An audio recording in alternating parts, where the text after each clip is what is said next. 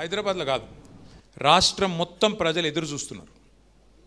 ఎప్పుడు ఎలక్షన్ వస్తుందా, ఎప్పుడు కాంగ్రెస్ పోతుందా, మళ్ళీ కేసీఆర్ వస్తాడా.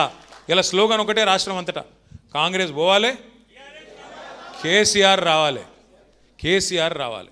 ఇది మొత్తం రాష్ట్రంలో ఏడవై రైతును అడుగు, తప్పు చేసినాం సారు ఏం చేయాలి, అప్పుడేదో అయ్యింది అట్లా అని బాధపడుతున్నారు. ఇక హైదరాబాద్లో అయితే ఏం మారలే, జోర్దార్ ఉన్నది పరిస్థితి. కార్పొరేషన్ ఎలక్షన్ ఎప్పుడు పెట్టినా ముమ్మాటికి మళ్ళీ గెలిచే పార్టీ ఖచ్చితంగా బీఆర్ఎస్ అని అనుమానం అవుతుంది. కానీ ఇంట్లో కూర్చుంటే గెలవం. అట్లా అని చెప్పి మళ్ళీ ఉపన్యాసాలు ఇస్తాం, నేను రోడ్ షోలకు వస్తా, సీనన్న తిరుగుతాడు, అట్లా కాదు. హైదరాబాద్లో, వరంగల్లో, ఖమ్మంలో ఎలక్షన్ అయ్యేది ఉన్నది. ఎక్కడ కూడా ఎవరికి మాట ఇవ్వలే. ఎవరు ఎక్కువ ఉరుకుతే, ఎవరికి ఎక్కువ సర్వేలు వస్తే వాళ్ళకే టికెట్లు ఇస్తాం. అది కూడా చెప్తున్నా, కుల్లా ఏమని అనుకోరు. ఇక ఉరుకులాడు, నాకు టికెట్ కావాలి, ఉరుకులాడు, తిరుగు, ఎక్కువ చేయి, పని చేయి.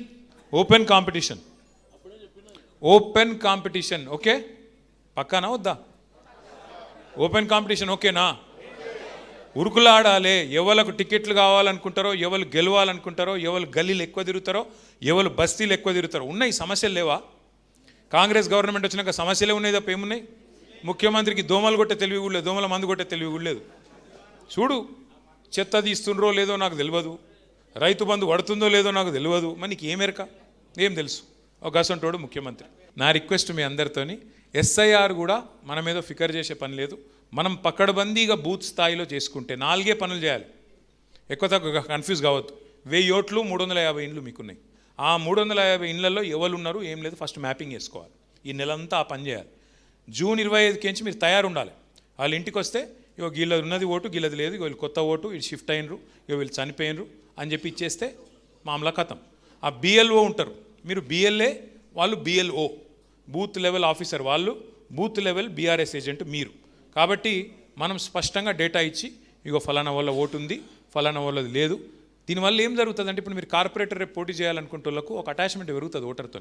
అరే నా ఓటు రాయించిండ్రు, ఇక దొంగ ఓటు ఉంటే తీయించిండ్రు, ఇక మా వాళ్ళ ఓటు రాయించిండ్రు అంటే ఒక అటాచ్మెంట్ పెరుగుతుంది. కాబట్టి బూత్ లెవెల్ ఏజెంట్లుగా ఎవరెవరైతున్నారో సోదరులు సోదరిమణులు, దయచేసి రోజు కొద్దిగా సమయం తీసుకొని, ఇంతకుముందు సీనన్న చెప్పింది కరెక్ట్, మీరు టైం ఇచ్చుడే మాకు ఎక్కువ. మీకుండే రోజు పోరాటము, మీకుండే రోజు పంచాయతీ, రోజు ఉరుకులాటలో పార్టీకి 1 గంటనో 2 గంటలో 3 గంటలో ఇచ్చుడే ఎక్కువ. కాబట్టి మీకు సర్వదా శతదా మిమ్మల్ని గుండెల్లో పెట్టుకొని చూసుకుంటా. కానీ ఎక్కడ కూడా అర్హుల ఓట్లు పోవద్దు, దొంగ ఓట్లు ఉండద్దు. మనం ఫెయిర్ ఎలక్షన్ కొట్లాడదాం, మంచి నిజాయితీగా పనిచేద్దామని చెప్పి కోరుతూ, జై తెలంగాణ.